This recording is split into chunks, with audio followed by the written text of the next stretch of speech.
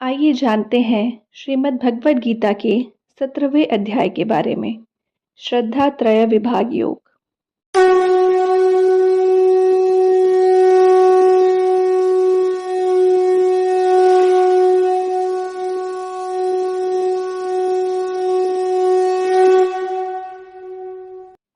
इस अध्याय में अर्जुन श्री कृष्ण से एक प्रश्न करते हैं कि जो मनुष्य शास्त्र विधि का त्याग करके श्रद्धा पूर्वक पूजन करते हैं उनकी निष्ठा कौन सी कही जाएगी, सात्विक, राजसिक या तामसिक। इस पर श्री कृष्ण भगवान बोलते हैं, मनुष्यों की वह शास्त्रीय संस्कारों से रहित केवल स्वभावजा यानी स्वभाव से उत्पन्न श्रद्धा कही जाती है। ये तीनों प्रकार की हो सकती है, सात्विक, राजसिक और तामसी। स्वभावजा यानी स्वभाव से जन्म लेने वाली। मनुष्य के स्वभाव में उसके पिछले जन्मों में किए गए अच्छे या बुरे कर्मों की प्रवृत्तियों का समावेश होता है।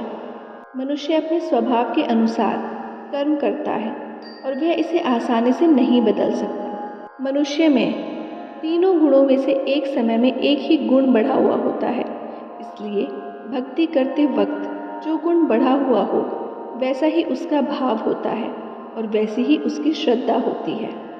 श्रद्धा एक भाव है जहाँ मनुष्य किसी को खुद से बड़ा मानता है, उस पर विश्वास करता है। श्रद्धा के साथ ही आध्यात्म के रास्ते पर बढ़ा जा सकता है, फिर चाहे वो कर्म योग हो, भक्ति योग हो या फिर ज्ञान योग। आगे श्री कृष्ण बताते हैं, सात्विक स्वभाव वाले शांत और शुद्ध भाव होने के कारण देवताओं को पूजते हैं। देवता यानी पॉजिटिव एनर्जी। इनकी प्रार्थना में कुछ मांगने की प्रवृत्ति नहीं होती, बल्कि ये शुद्ध भाव से बस भगवान का नाम लेते हैं। इनमें दूसरों के प्रति समभाव की भावना भी होती है। राजसिक मनुष्य कर्म और इच्छाओं में लिप्त रहते हैं, इसीलिए वो यक्षों और राक्षसों की पूजा करते हैं। यक्षों में धन के राजा कुबेर आते हैं और यक्षों में धन को इकट्ठा करने का स्वभाव भी होता है। राक्षसों में अपनी इच्छा को पूरा करने के लिए दूसरों को दुख देना, छीनने का भाव, दूसरों का नाश करने का भाव होता है। राजसिक मनुष्य जब पूजते हैं तो सिर्फ कुछ मांगने और पाने के लिए ही पूजते हैं। वो बस इतनी इच्छाओं को पूरा करना चाहते हैं जिनमें मैं और मेरा का भाव होता है। तामसिक मनुष्य भूत प्रेत को पूजते हैं, यानी ये ऐसी एनर्जी को पूजते हैं जो विनाश का काम करती है। इनमें स्वार्थ, लालच, अज्ञानता, आलस आदि सभी बुरे लक्षण बहुत ज़्यादा मात्रा में होते हैं। इसे ऐसे समझा जा सकता है कि जिस मनुष्य की जैसी एनर्जी होती है वो उसी फ्रीक्वेंसी की एनर्जी की ओर खिंचता चला जाता है और उसे ही अपने जीवन में आकर्षित भी करता है। किसी भी कर्म को किस भाव से किया जा रहा है, यानी उस कर्म को करने के पीछे कैसी मंशा है, ये तय करती है कि वो किस तरह का गुण है। आगे श्री कृष्ण कहते हैं कि मनुष्य को अपनी प्रकृति के अनुसार ही भोजन भी अच्छा लगता है। भोजन का असर सिर्फ शरीर पर ही नहीं होता, बल्कि मन और बुद्धि पर भी होता है। इसीलिए कहा जाता है, जैसा खाए अन्न वैसा होए मन। मनुष्य वही बनता है जैसा भोजन और जैसे विचार वो अपने अंदर रखता है। मनुष्य का मन स्वाभाविक ही जिस भोजन की ओर ललचाता है, यानी जिसे देखकर, सुनकर, चखकर उसका मन आकर्षित होता है, वैसी ही उसकी प्रकृति होती है। सात्विक मनुष्य की रुचि सात्विक खान पान, रहन सहन, कर्म, समाज, मित्र और मनुष्य में होती है और वैसे ही आचरण में उनकी प्रवृत्ति होती है। यही बात राजसिक और तामसिक वालों पर भी लागू होती है।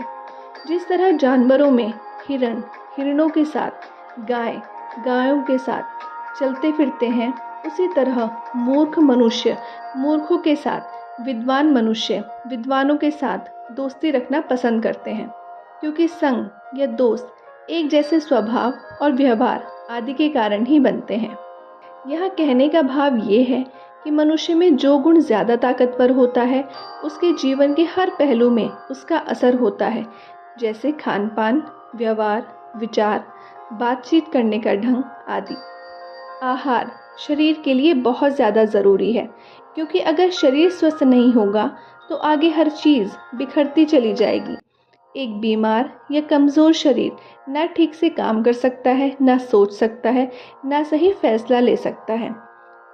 इसीलिए ये जानना बहुत ज़रूरी है कि मनुष्य अपने शरीर को चलाने के लिए उसमें क्या डाल रहा है।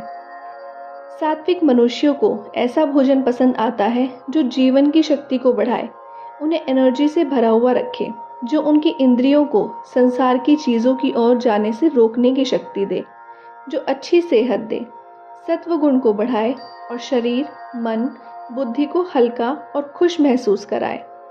सात्विक भोजन वो है जो ज़्यादा गरिष्ठ ना हो, जो आसानी से पच जाए, जिसका रस शरीर में कई दिनों तक शक्ति देता रहे, जो मन, बुद्धि में सौम्य का भाव बढ़ाए। इसमें प्रकृति से आया हुआ भोजन ज़्यादा होता है, यानी नेचुरल फूड्स जो पेड़ पौधों, धरती से आते हैं। इनमें भरपूर रस और चिकनाई होती है। इन्हें ज़्यादा पकाने की ज़रूरत नहीं पड़ती। इनमें ज़्यादा मिर्च मसाले नहीं मिलाए जाते, जैसे फल, दूध, घी, मक्खन, बादाम, काजू, किशमिश आदि। दूध, घी, मक्खन में चिकनाई होती है। प्रकृति से आया हुआ भोजन ताज़ा और शुद्ध होता है।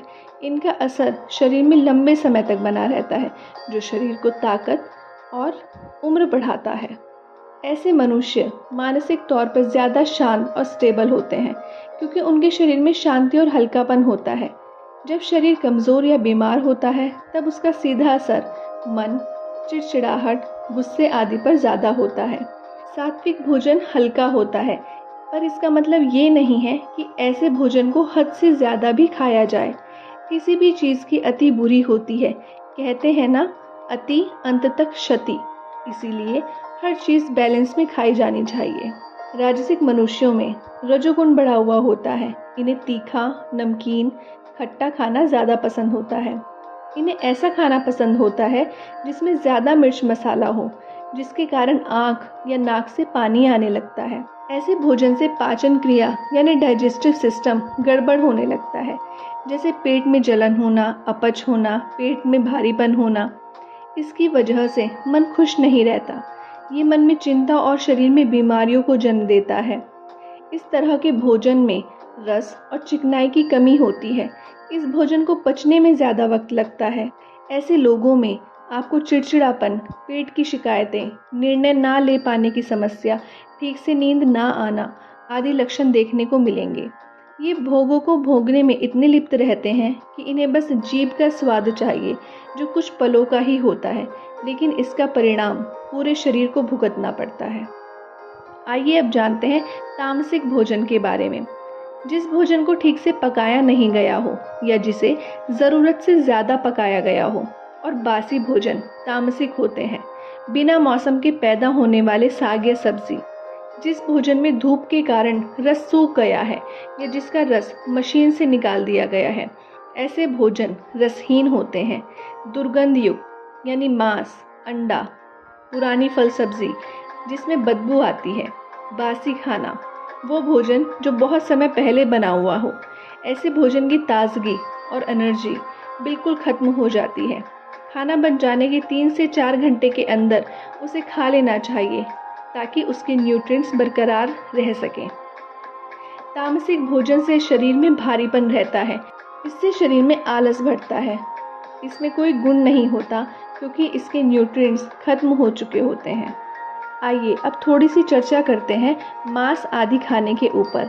लोगों को ये गलतफहमी है कि धर्म और पुराने विचारों के कारण मांस आदि खाने के लिए मना किया जाता है, लेकिन ये बात बिल्कुल सच नहीं है। इसे मना करने के पीछे 2 कारण हैं। हर खाने की एक एनर्जी होती है, इसीलिए जब उसे खाया जाता है तो वो मनुष्य की एनर्जी का हिस्सा बन जाता है और उसके कारण मनुष्य के सोचने, विचारने पर भी असर आने लगता है। अगर मांसाहार किया जाए तो ये ब्लड के टेम्परेचर को बढ़ाता है, गुस्सा करने की प्रवृत्ति को बढ़ाता है, तमस गुण को बढ़ाता है। दूसरा कारण है कि मनुष्य का शरीर मांस खाने के लिए तो बना ही नहीं है। खाने की शुरुआत मुंह से होती है और मनुष्य के दांत मांस को काटने के लिए बनाए ही नहीं गए। पेड़ पौधों और अन्न को चबाने के लिए बनाए गए हैं। जो जानवर मांसाहारी होते हैं, उनके दांत अलग तारक के होते हैं, जो मांस को चीरने और काटने में मदद करते हैं। इन जानवरों के शरीर में जो आंतें होती हैं उनका साइज बहुत छोटा होता है, जिसके कारण खाया हुआ मांस जल्दी पचकर शरीर के बाहर निकल जाता है। लेकिन प्रकृति ने मनुष्य के शरीर में जो आंत दी है वो बहुत लंबी होती है, जिसका मतलब है कि खाना हजम होने में काफ़ी वक्त लगता है। जितनी देर आंतों में खाना पड़ा रहेगा वो उतना ही सड़ता जाएगा। मांस को पचाने में बहुत लंबा समय लगता है और मनुष्य के शरीर में ऐसे एंजाइम्स भी नहीं हैं जो मांस को जल्दी पचा सकें।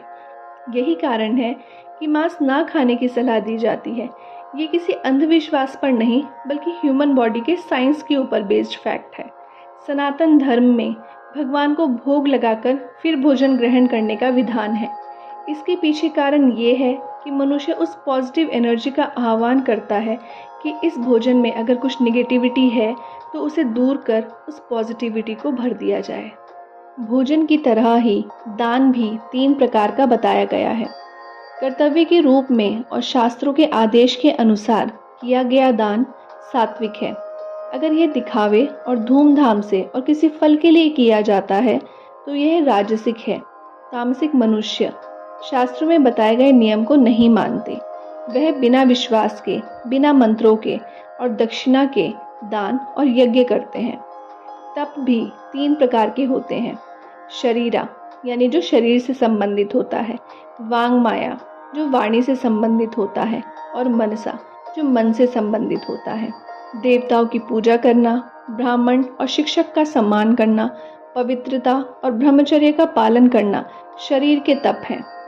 सच बोलना, शब्दों से किसी को चोट ना पहुंचाना, वेद या शास्त्रों को पढ़ना वाणी का तप है। मन की शांति, विचारों और वाणी पर नियंत्रण मन का तप है। जब यह त्रिविध तप श्रद्धा के साथ और फल की इच्छा के बिना किया जाता है तो वह सात्विक होता है। नाम और कीर्ति के लिए दिखावे से किया जाए तो यह राजसिक है। अगर ये अपनी क्षमता की परवाह किए बिना और दूसरों को नुकसान पहुंचाने के लिए किया जाता है तो यह तामसिक है। कर्तव्य के रूप में सही समय और सही इंसान को दिया गया दान सात्विक प्रकार का होता है। भगवान आगे कहते हैं कि 3 शब्द ओम तत् सत ब्रह्म के नाम हैं। अगर यज्ञ, तप और दान के दौरान इनका उच्चारण किया जाता है तो ये किसी जादुई सूत्र की तरह काम करते हैं, क्योंकि भगवान के नाम से शुरुआत करने पर मन से दूसरे विचारों को हटाकर परमात्मा का ध्यान आने लगता है। भगवान आगे कहते हैं कि मनुष्यों को ऐसे खान पान, पूजा, दान, यज्ञ और तपस्या से बचना चाहिए जो रज और तम प्रकृति के हैं और हर कर्म में सबसे ऊंचे दर्जे के सत्व को बनाए रखने की कोशिश करनी चाहिए। जब उनके दान, पूजा या तपस्या दोषपूर्ण पाए जाते हैं तो उन्हें ओम तत्सत का उच्चारण करके शुद्ध करना चाहिए। यह भक्तों के मन को शुद्ध करेगा और धीरे धीरे उन्हें ब्रह्म का एहसास कराने में सक्षम बनाएगा।